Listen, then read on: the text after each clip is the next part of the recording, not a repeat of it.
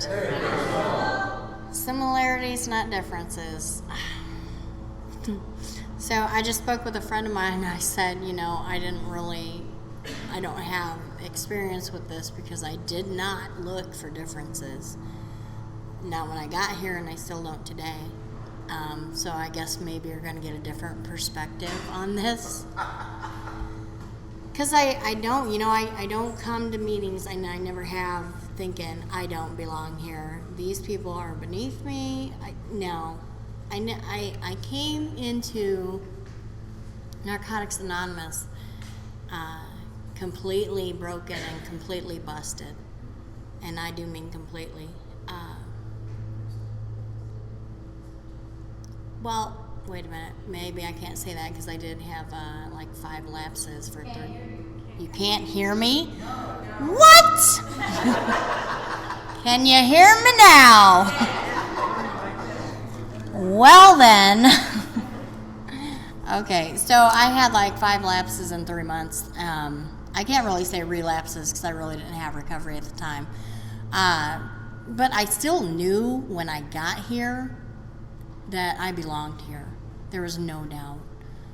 There was no doubt for me, And I had known somebody prior to, in my teenage years, that someone who came to Narcotics Anonymous and their life had gotten better, in just a lot of areas. So I thought, maybe it could work for me too. Finally, there was a day when I sat down and I said, after my last lapse, and I was like, okay, I'm either gonna go back out and say, fuck this, or, I'm gonna actually stick around and try toughing it out and see what they're talking about. And I'm grateful that I kept coming back, and if you're one of those who does see the differences instead of the similarities, just keep coming back. I found it in my experience that you will find somebody, if not multiple somebodies, that you have a lot of similarities with.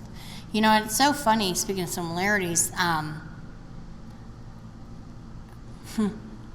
was listening to a speaker here, quite a few years ago, and it just dawned on me, I never met this person.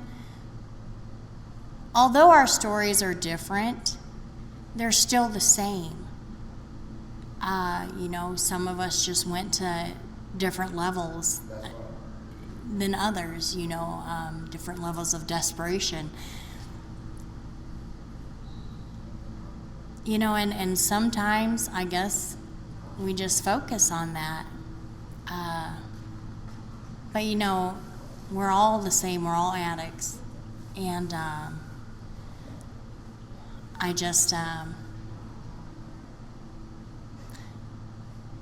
keep focusing on the similarities because it doesn't matter who it comes from. It's there, male, female, black, white, Asian, whatever, it doesn't matter. The message is still the same. And it's more about the message instead of the messenger. And I'm so grateful that I kept coming back. I love Narcotics Anonymous, and I'm just very grateful for it, and that's all I got.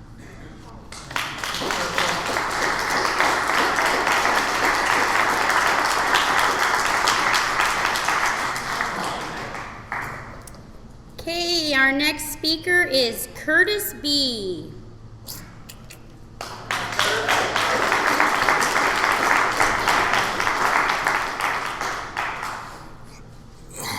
I'm a grateful recovering addict named Curtis.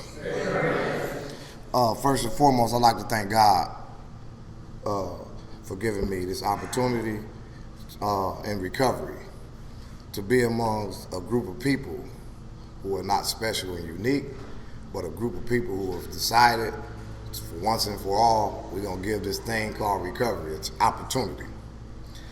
Wow, short and sweet. You must know I like running my mouth, right?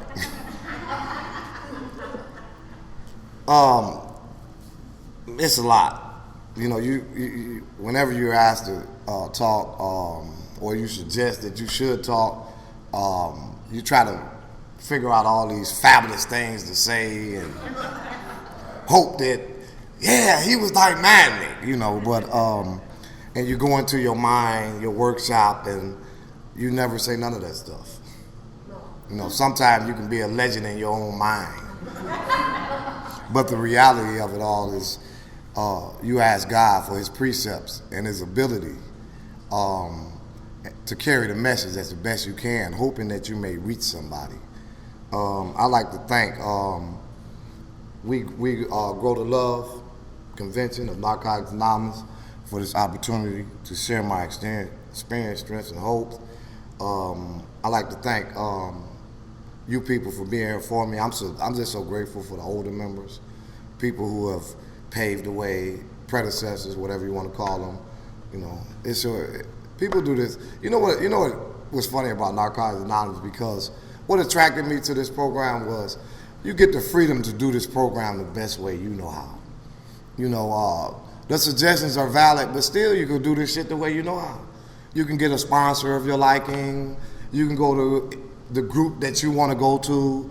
You know, you can get phone numbers and you ain't got to use none of them motherfuckers. And you know, but you do use some.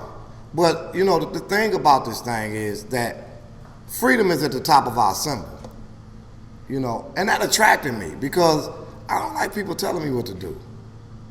You know, and I can speak for most of us. We come around here, we stiff-necked. Shit, it took some years to get out the dope house, so I know you come and tell people what to do, they gonna be, but you know, that's why we only suggest. For the newcomer, this program do work. For the older members, stay, keep the hope alive. Topic, similarities and differences. I like the first thing you said. First thing, I didn't come around here looking for differences, and I still don't. And I'm gonna say this, I did have one thing in the closet. And I said if I don't say it, maybe because I guess before I finish, you may understand the type of person I am. I'm a real spiritual person. Real spiritual, but a real character. But I'm a real spiritual person. I always have been that. I didn't come in here suffering with everything. I came in here suffering with me. I never had a problem with people in my life. Never. Everywhere I went. Fat, big, small, crazy, little, black, white, Chinese, never had people. People always loved me and I always loved people.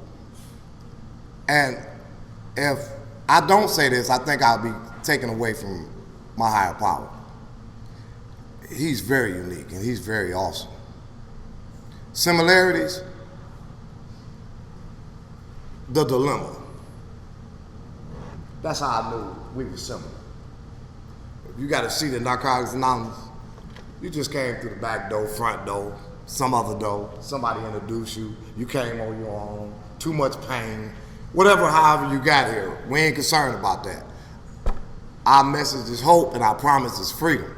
That any addict can stop using, lose the desire to use, and find a new way to live.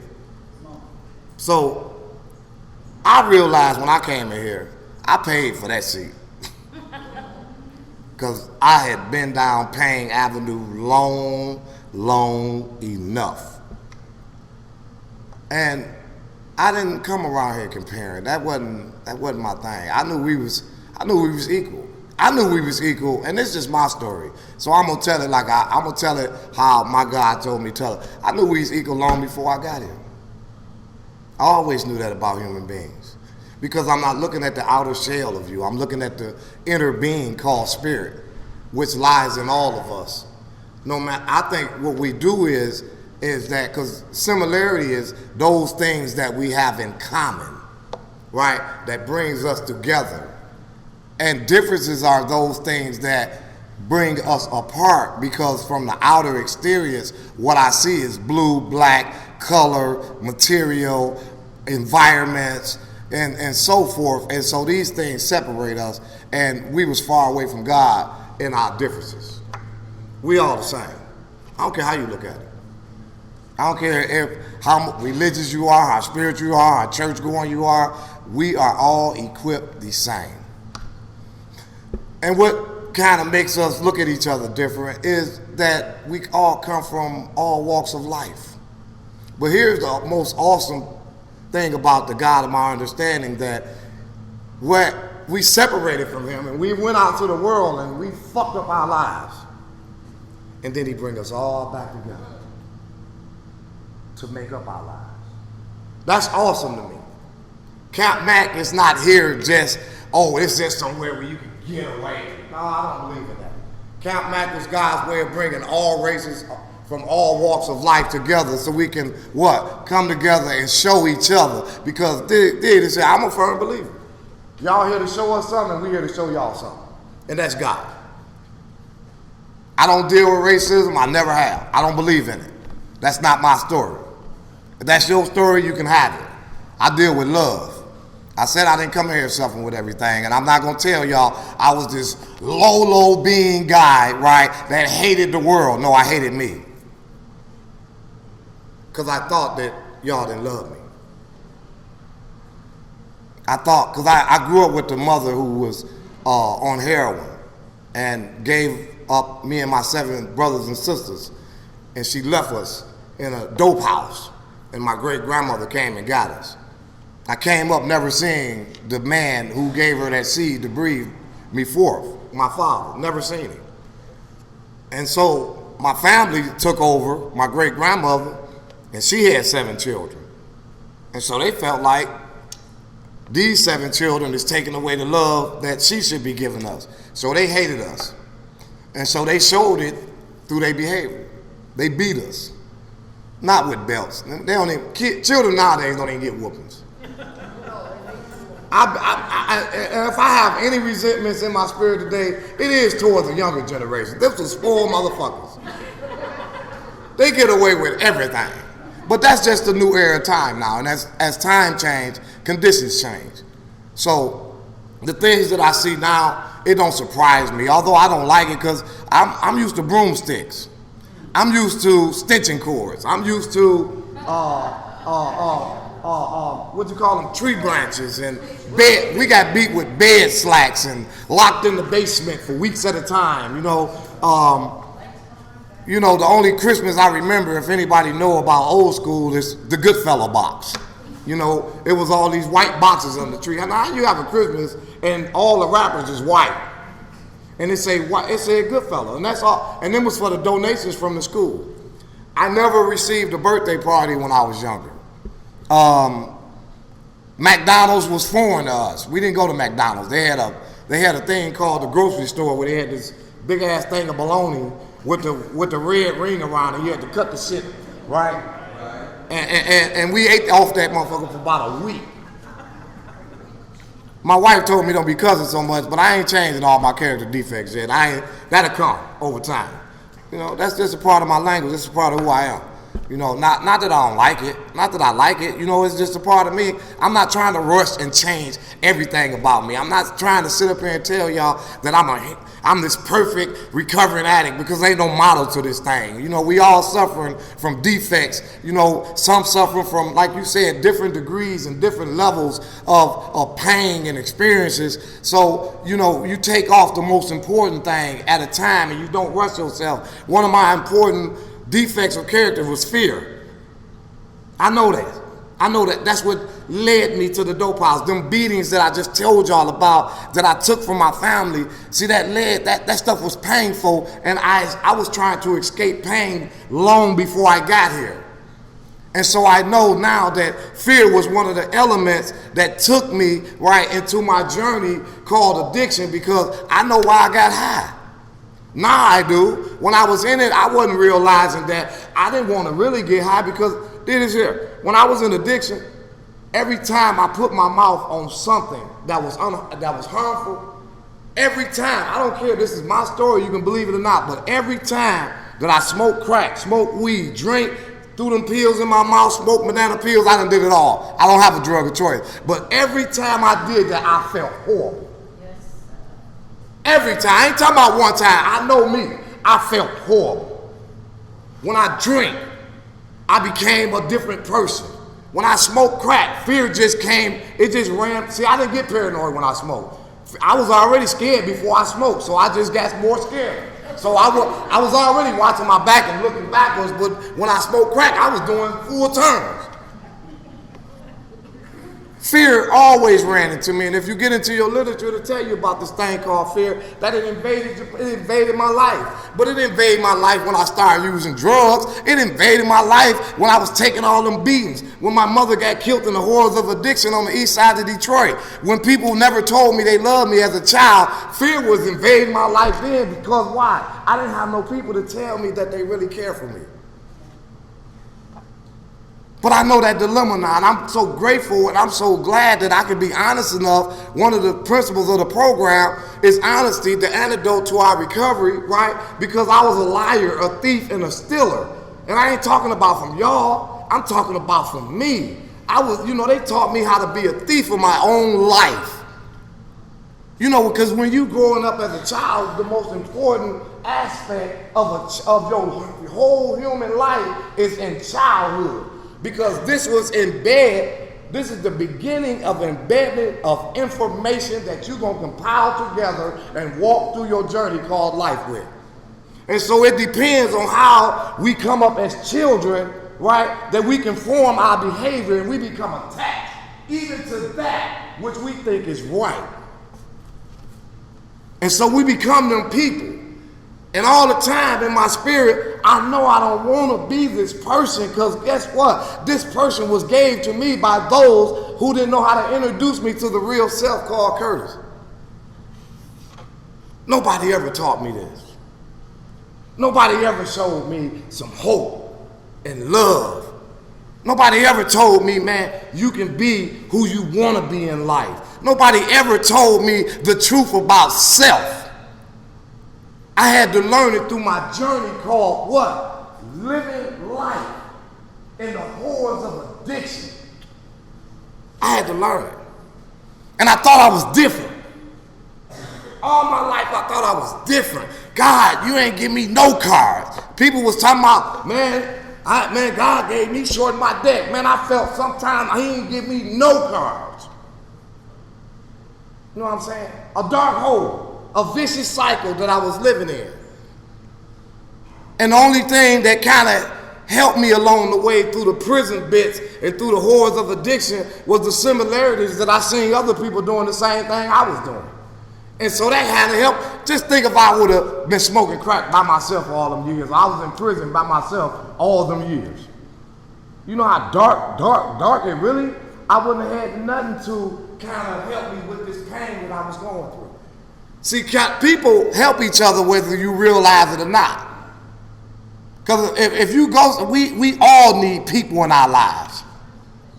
I don't care how you get around it. And my thing is, all our life we be trying to escape God, only to come back before him anyway.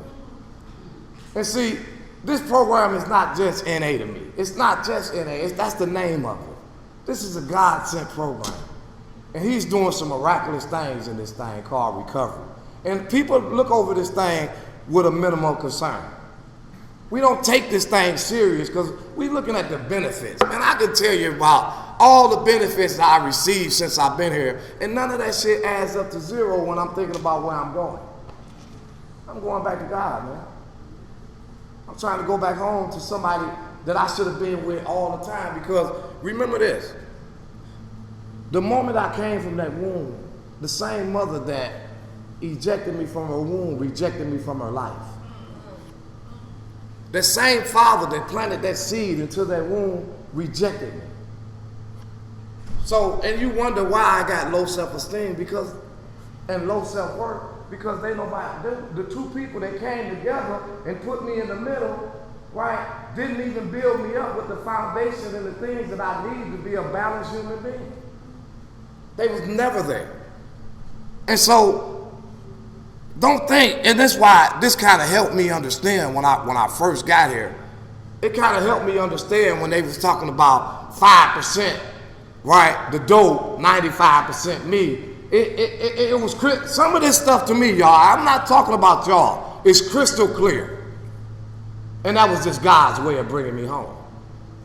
When it says the disease of addiction affects every area of our life, see, I knew right then that this was an inside thing going on. See, because the day I came in here, I could get no cleaner than that. And I'm not here to get clean. I'm not here to stay clean. I'm here not to get back dirty. And see, a lot of people, if you just here to stay clean, then you just live in a physical attachment to what? The horrors of the things that you had a physical attachment to. See, because this thing is a spiritual program. So if you're talking about spiritual program, then what is you talking about? You can't be talking about drugs because drugs are not spiritual. You can't be talking about flesh because flesh is not spiritual. Flesh is physical because you can see it with the human eye. So if you're talking about spiritual, this is a spiritual program, therefore we're going to deal with spiritual matters, then we must go into the things that are unseen. We must go into the things that we really got in us that we never tapped into. So when I came in here, I knew that, Kurt, don't be looking at this clean time because you can, and don't get, the reason it even tell us that staying clean must come first is because God can't get to a fogged up mind. That's the only reason God telling you that. I don't care what you say about that. I don't care how your opinion looks at this thing. If you're here just to stay clean, then you setting yourself up for another journey. Because you only need the flesh when you stay clean anyway. Well, if you recovering, see why he just didn't say, this is a clean program. He said this is a recovery program because if I get hit by a car and I go to the hospital and my family comes and I'm in critical condition and the operators are doing, and the nurses and the doctors, and they doing surgery on me, and they come out later on with their gloves on, take their gloves off, and they say, how you doing? And they say, oh, he's gonna be all right, he's in recovery. Because something has been damaged. But God is telling us in recovery, our souls and our spirits have been damaged. Our mental capacity to think as an insane human being has been distorted. But we don't see that because we're so busy looking at what? The differences and not our similarities. Because I don't know what group y'all might be in, but I'm in a group called We Fucked Our Life Up and I'm healing. Because if this shit didn't hurt so bad, I wouldn't have came around here. If the pain didn't hurt, I wouldn't have came. I was tired of me. God gave me a vision one day that I was headed back to the penitentiary and I was going to get killed. That was my awakening. And I did something about it. Because remember, fear invaded my life, but fear was also a motivating factor to don't go back to it either. Yeah. See, now I'm scared to go back out. So I can't come in here and lie to y'all and act like I was this hell of a guy out there on the corner selling rocks. Shit, I was my best customer. I can't come in here and talk and minimize the pain of my life that I went through. My wife, I wouldn't tell them that. But see, she got to do her recovery way. She know how, and I got to do mine the way I know how. So when I tell y'all that I got molested as a little child, that's my freedom. I have to free myself because I hid that. Because why did I hid that I got molested? Because men ain't supposed to engage on the conversations of being molested by another man because the word gay would come up. And so we so much on an image patrol of what other human beings think about us, but guess what? We never take out the trash can of where that stuff come from in the first place. So I lied to human beings so long, right? And I hid from y'all who I was based on some external stuff, right? Called clothes. You get it? Yes, sir. I'm sharp on the outside. Down on the inside. See, I'm showing you, right, what you think is similar to you. Because we wake up and we put all these clothes on and our makeup and we get our hair done, but we feeling like shit. Because on the inside, we ain't free from nothing. All we doing is putting a mask on to disguise the pain and the misery that we feel in the first place. Most of us don't feel like we love, or don't nobody like us, or don't nobody understand us. Most of us go through life like that. Until we come in here and we start to do some real inventory, because we should feel blessed. I know I am. See, I feel blessed for the first time that human beings get the opportunity to take a look at themselves. They ain't doing that in no other program, trust me. They talking about the outer external stuff. In this program, we talk about the inner stuff, where you can get some inner freedom, some inner peace, the ability to think, the ability to feel. They say in this, it talks about it in the literature. It say for the first time, we get true sensations of feelings and emotions. We get to be new people. We get to think about, look, we're experiencing this thing called Catback. I'm talking about from a full-blown scale. Because think about if all of us was drinking and drugging.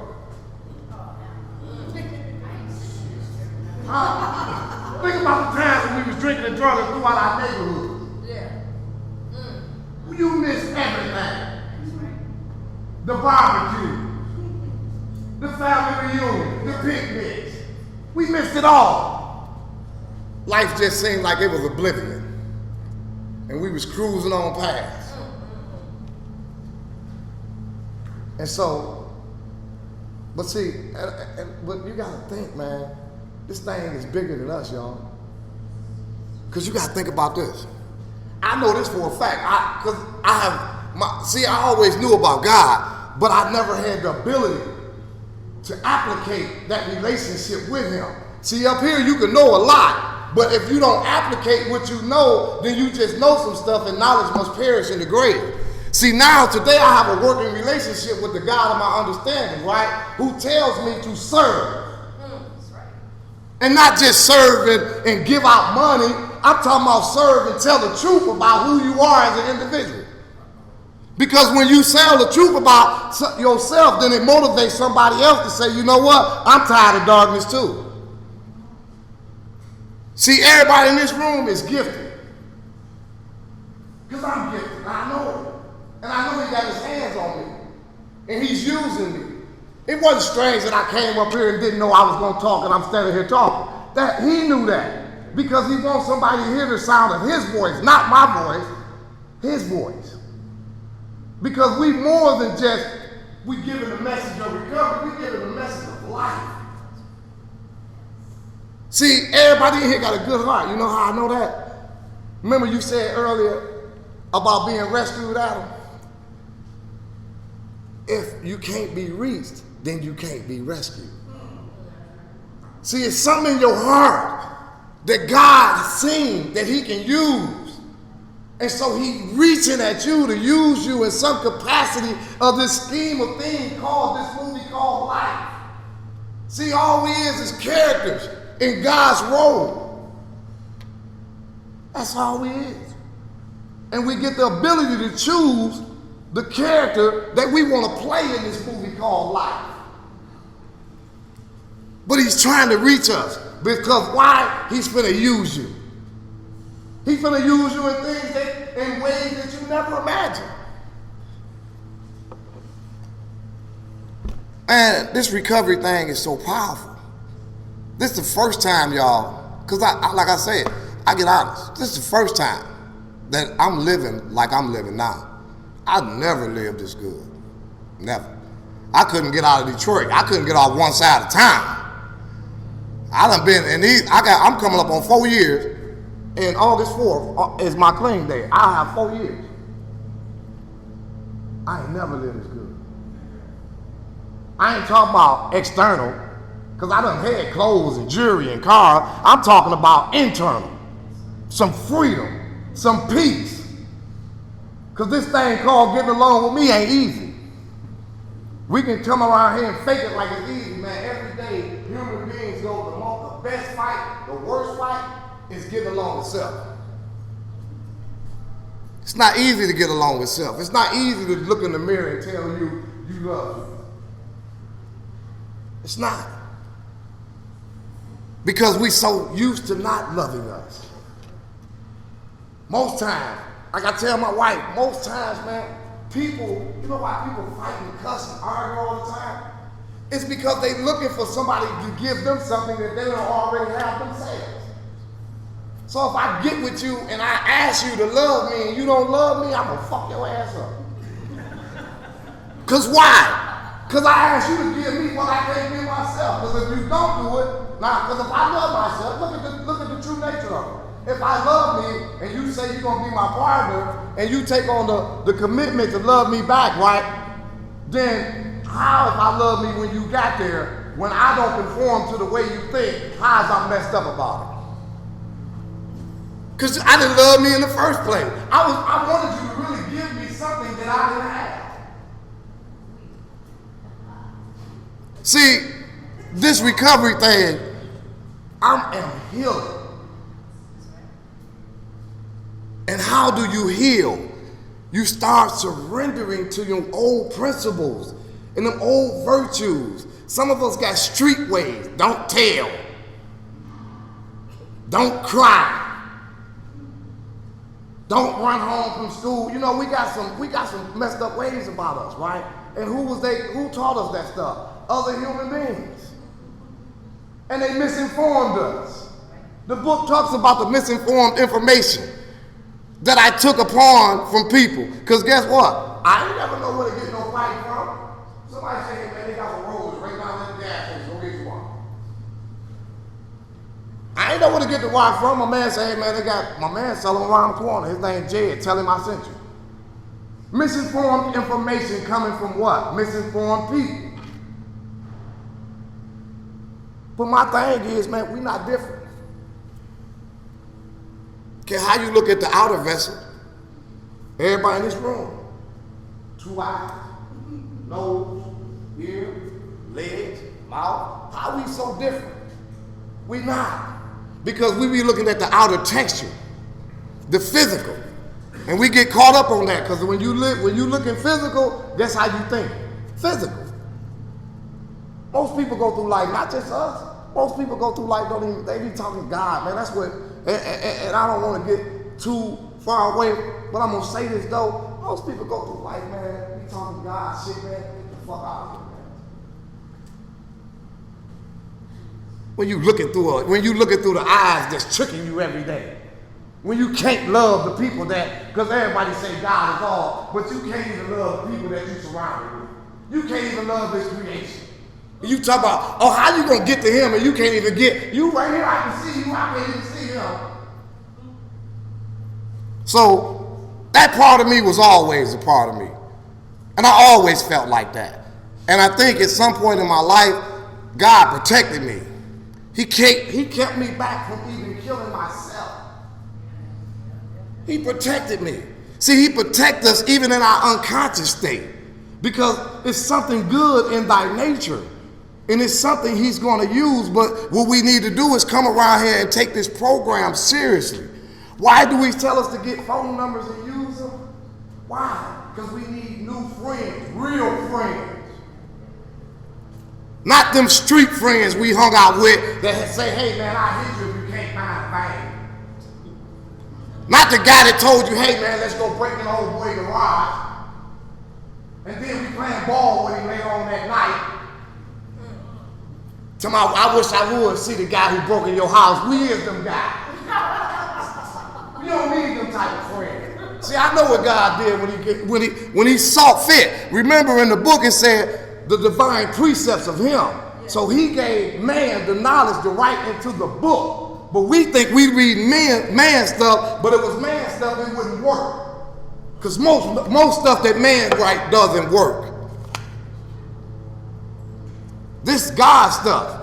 And so that's why people go in and they come out. People die and they come in. You know why? Because they don't take it serious because you can't play with God.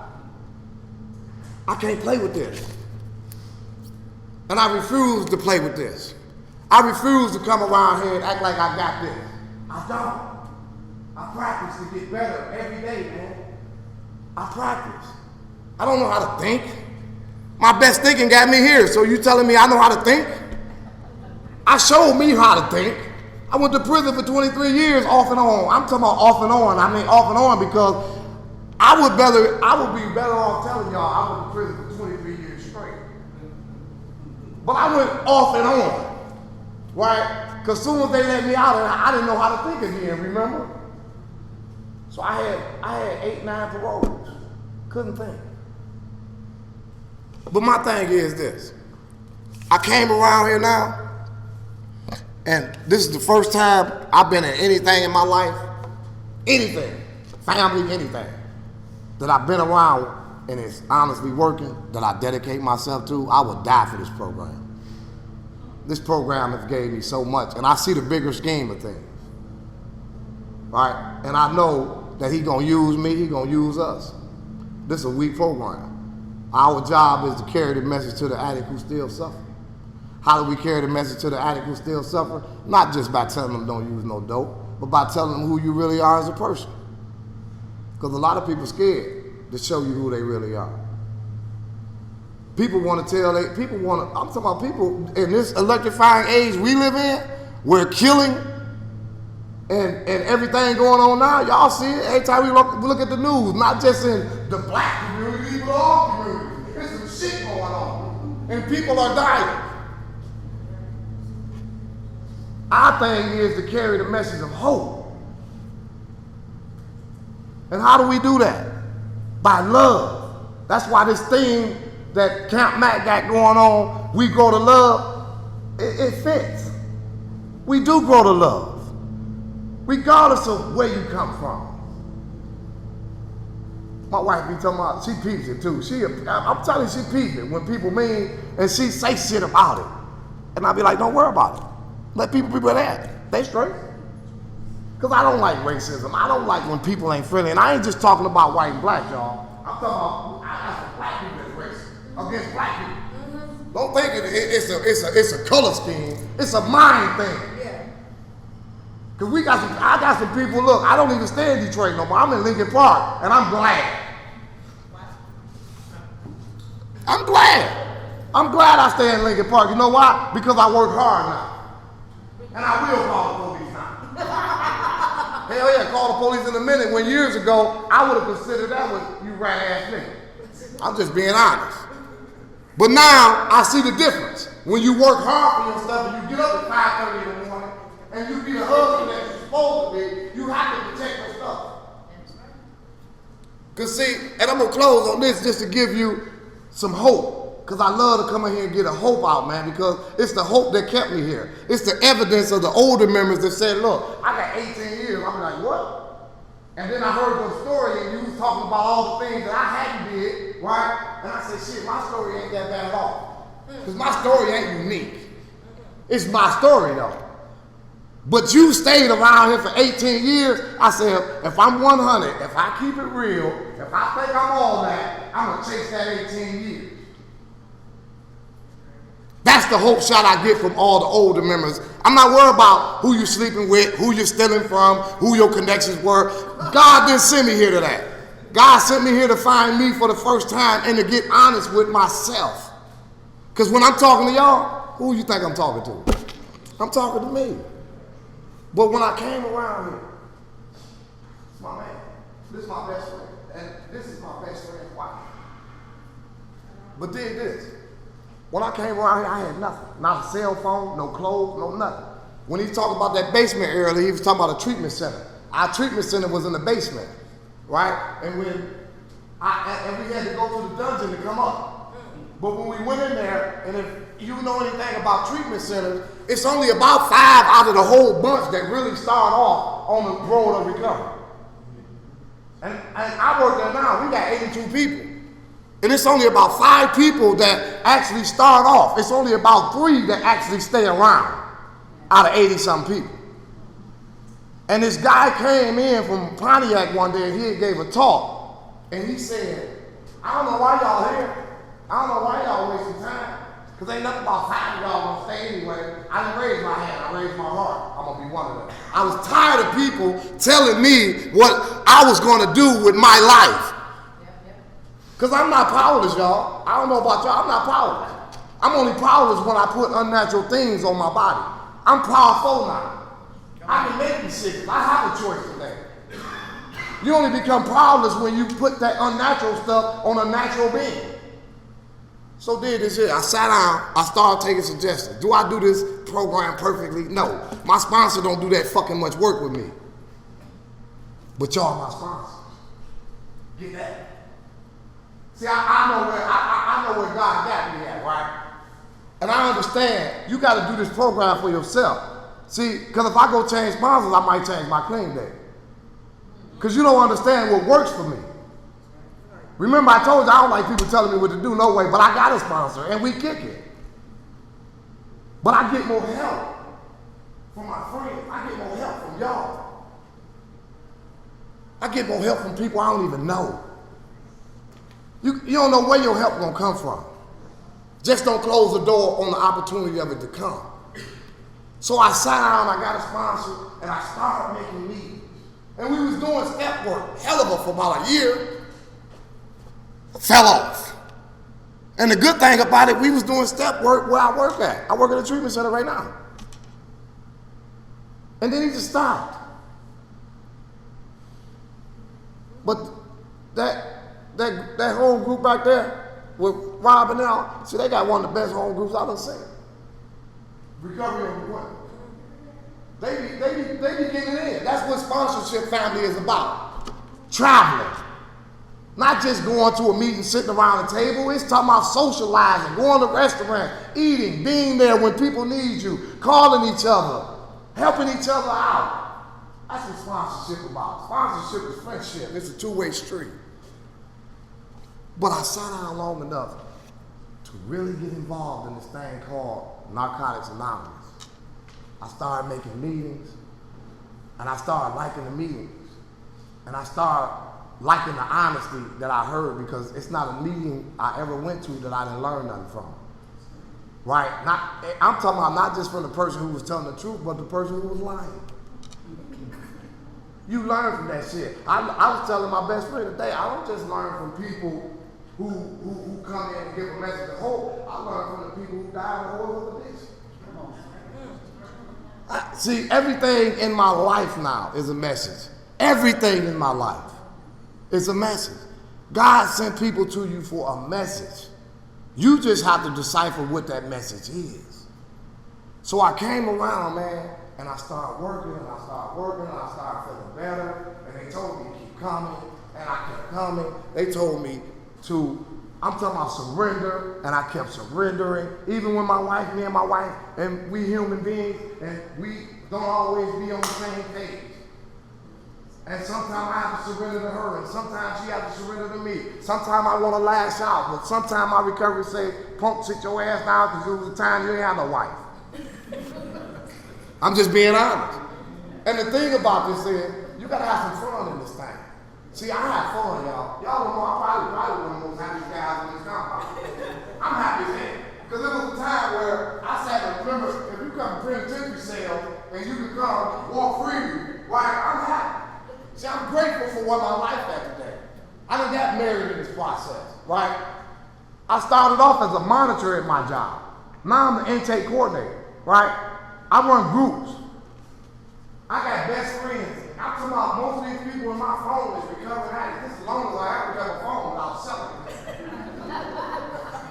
And most people in here is recovering addicts, because I might need somebody to talk to on any given day.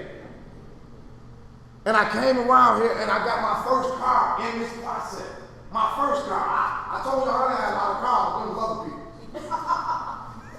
I'm talking about something with my name on it. But I'm going to show you how, in closing, I'm going to show you how God really worked. I'm going to show you how he really worked. My wife, we're here, and I love her, because she's a beautiful woman. Because when you get with somebody that wants to see you grow up, and want to see you have things, you know, we done been in a relationship with a woman that wants you to have shit, or the man that wants you to have shit. And everything was about controlling shit, right? Or I'm doing this for you, and you gotta sit your ass down. Sometimes we get in relationships like that where we just want to control some all the time. But the reason I love my wife so dearly is because she wanted to see a man. And sometimes we don't have the opportunity to even be introduced to a man, or a man don't even be introduced to a woman. We be introduced to some flesh. But she wanted to see me grow up. So her son, show you how God was working, man. You gotta just pay attention to God, how he works. And sometimes you may not understand the God in my life because the God may not be working in your life. But I know He's working in my life because the evidence is pure. Her son went down to Minnesota to sell some dope with his brother on a bright idea. He leave a truck that he had just bought for $2,300 on the side of his house. Now you know young people, they don't care if it don't start. Fuck it, I'll get another one. Yeah. We went right around there, got that truck, took that truck to MRS. MRS gave us $1,800 putting that truck, new heat, coil, and everything, right? I drove that car for 2 years. Never had a flat tire, never nothing. Truck started right up. Got me back and forth to work. When people had new cars, their cars was running off the freeway, flat tires and everything. That truck, it was 97 Explorer. I'm talking about 2013. And then when they gave me a little raise at the job, here come everybody. Kurt, I know you're going to upgrade. Now, I said, no, I'm on God's time. Man. Upgrade, that little green truck gets me everywhere. Now, I'm in school. I'm off now because I'm taking a leave of absence, but I'm in school, right? To better my education. I have to make a decision to go back because it was pressuring me, right? And men, we don't like to be pressured. So I had to put some on the back burner till I can make a full commitment to say, you know what? I'm going to do this thing and I'm going to do it. But now this is how God works. I get something in the mail in December. No, late November. It said, this is a recovery program. Y'all think? It say this is the recovery program. You have been qualified for a loan of $26,000. I had never went to no car lot, never paid no light bill, gas bill, none of that, right? To know, matter of fact, I didn't pay the dope man back, let's loan somebody else. But when I went home, it said this card, it said recovery program, you've been eligible for this loan. And I'm like, man, it must be a gimmick. They're trying to get into my account somewhere, and I ain't got one. And so I called the card. And the card, what happened was they had went in the school system in college. And they had pulled out all the people who had filled out for student loan and financial aid, and so they said it was low income. Good, I'm low income. But I'm working full time at the time, still low income. I take my check home. So they said, no, there ain't no joke, Mr. Green, you're approved $26,000. So we go to where she got her truck at. She take me up there. I said, well, let's go look at something there. But this God's work, not mine. I'm just in position to help him and help him see him and see me. We go up to the dealership. I look at this Equinox. It was a 1996 Equinox. They wanted $9,000. It was sharp too. I said, damn, we be back to get that. My man said, give us $700 down on it. I said, okay, cool. On my way from work, I'm pulling out the lot. I know I'm gonna go get me something, right? They called me and say, hey, somebody just put $2,000. Sorry, buddy. I said, okay, I'm only going up there to really cuss y'all out. I said, I'll be up there in a minute. Like I had some bit. I get up there just to show y'all, man. I'm not trying to brag, because I'm actually a humble guy. I really don't really talk like this until I get in front of a crowd. Then that spirit of God starts flowing into me. But most of the time, I'm a freak. I'm a happy free guy. I don't like arguing. I don't like none of that. I don't like depressed people. I don't like none of that.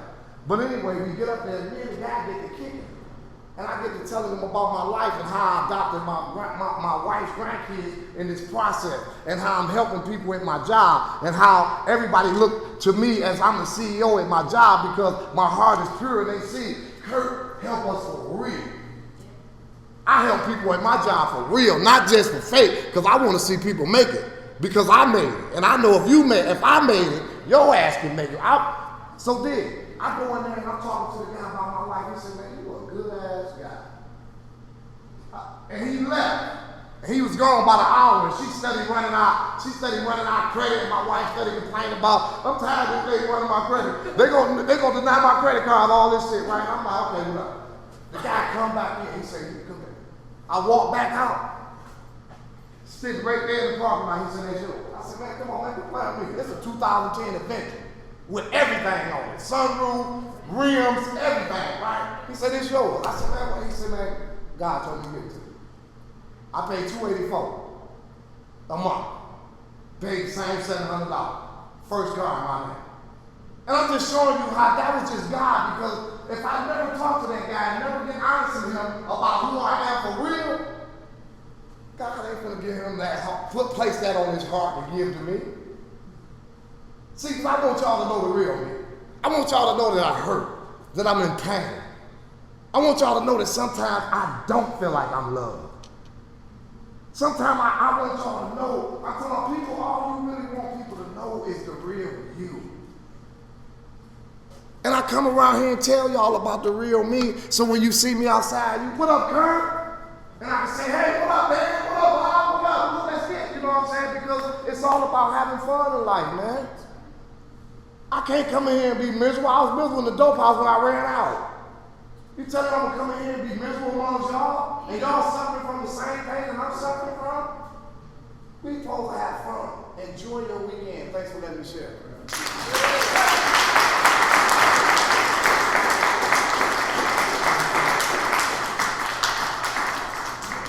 Do we have time to?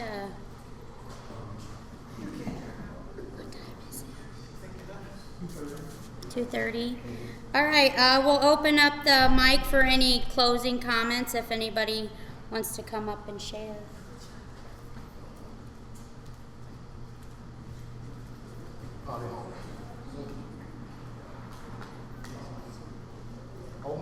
Somebody says.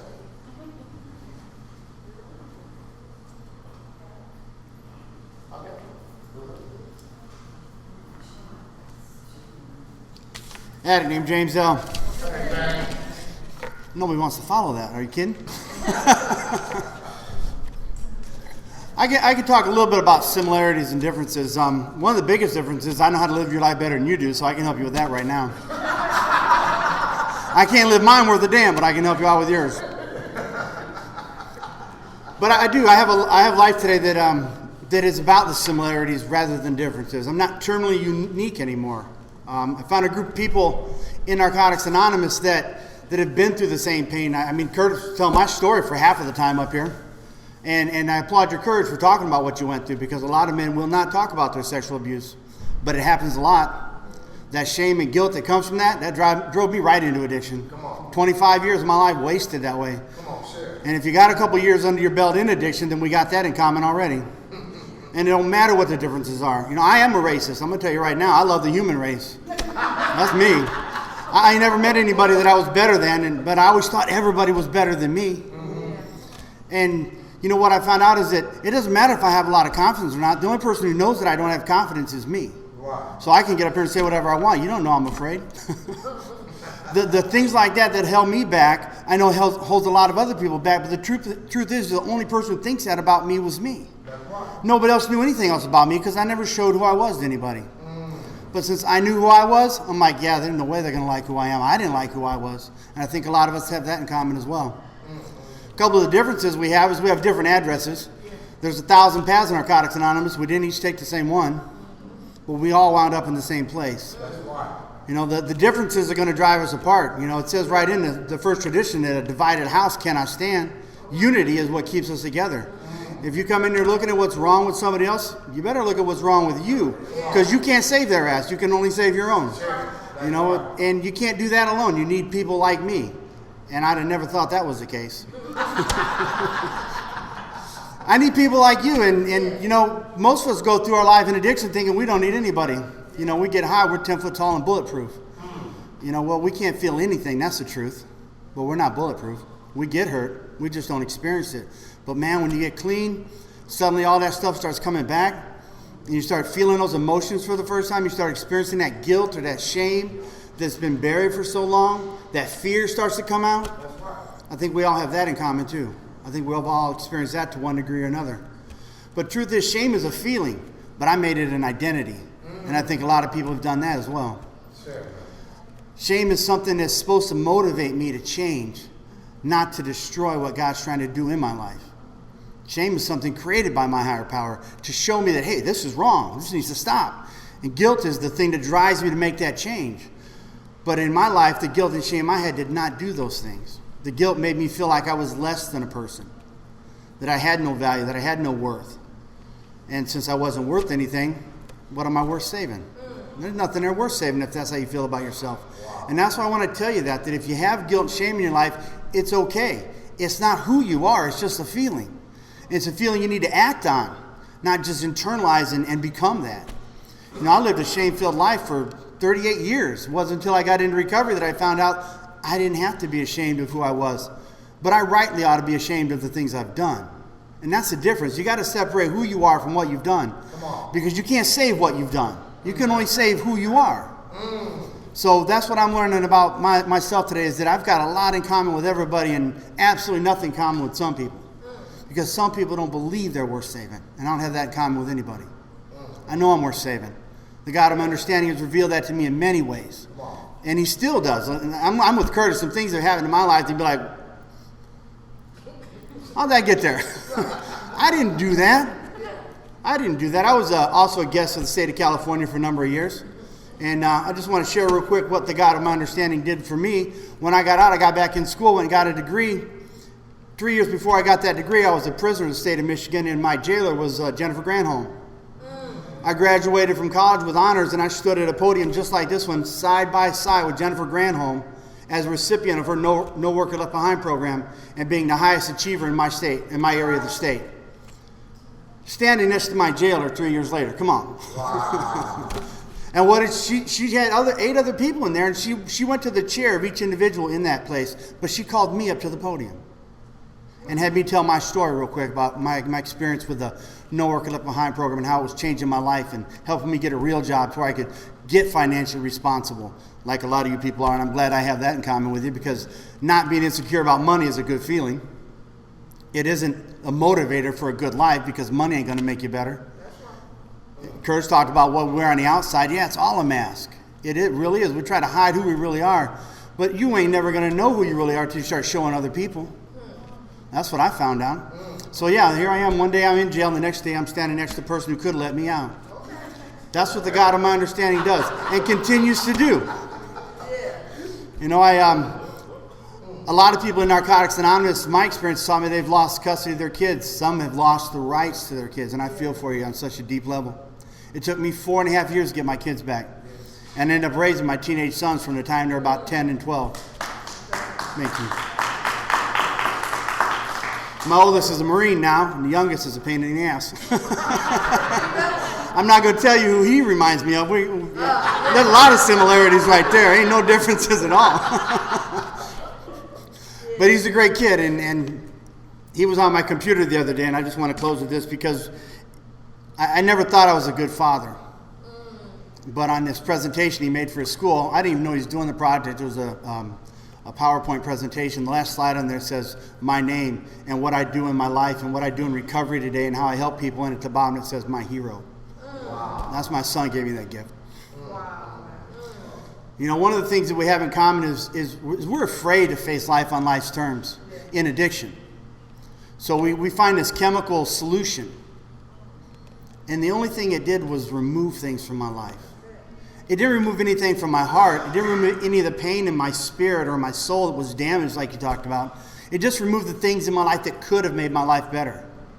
The blessings that God sent my way. It removed every good job I ever had. It removed every good opportunity that came my way, every good relationship that came my way. But that's what chemicals do. They're removers. They do not add to my life at all. And I think if you got chemical addiction in your history, then you can probably relate to that, and that's something we have in common.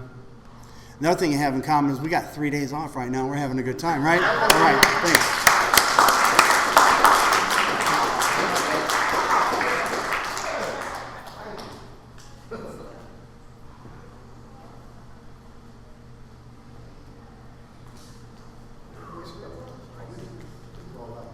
Anybody else want to share? All right, let's circle up and close with a group hug and a prayer. Thank you. Thank you. Good job. Thanks. A little stressful.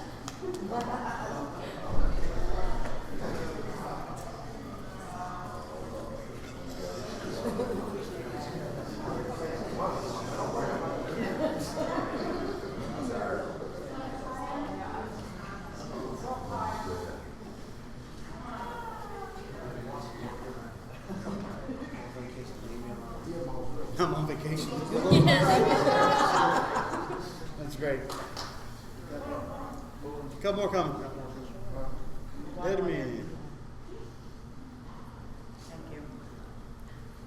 All right, let the circle represent what we can't do alone, but we can do together.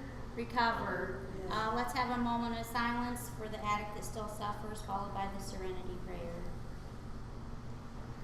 Thank you. God, grant us the serenity to accept the things we cannot change, the courage to change the things we can, and the wisdom to know the difference. Just for today.